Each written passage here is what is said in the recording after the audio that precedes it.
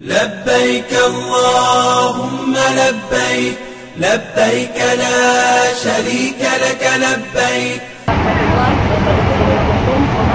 Ni daktari wa beta kwa upande wa wanawake. Tuko hapa Mina, tumefika salama alhamdulillah.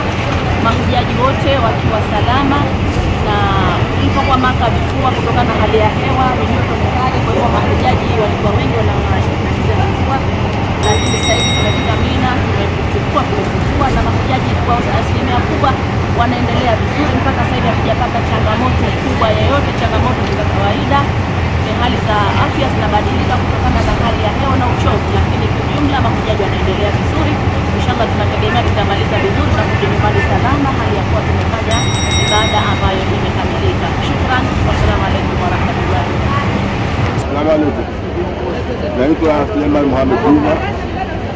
Kutoka Maka tumekuja Mina hapa, lakini hali inaona kidogo flu tu, na kama nina flu tu, lakini nahisi kwamba bado niko vizuri, isipokuwa hali ya joto, hali ya kawaida tu. Na kutoka hapa tunakwenda Arafa,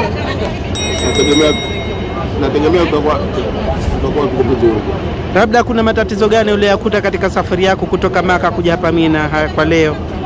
Kutokana na safari yangu kutoka Mina Maka mpaka hivi leo, naona hali ni ya kawaida tu. Hali ya kawaida. Kwa kama ni joto na flu kidogo, baadaye. Lakini umeendelea kufanya ibada zako vizuri bila matatizo yote? Nimeendelea kufanya ibada vizuri bila matatizo yote, na nategemea kwamba tutamaliza vizuri. Wapenzi watazamaji, kama mnavyoshuhudia sasa, mahema yote yamejaa mahujaji wa Tanzania ambao wapo kwa ajili ya kutekeleza nguzo ya Kiislamu, nguzo ya hija, na muda mfupi ujao wataanza kuondoka kuelekea katika viwanja vya Arafat, ambapo ndio kwenye nguzo kuu ya hija al-Hajj Arafa. Tunaomba Allah ajalie wepesi. Wassalamu alaykum wa rahmatullahi wa barakatuh.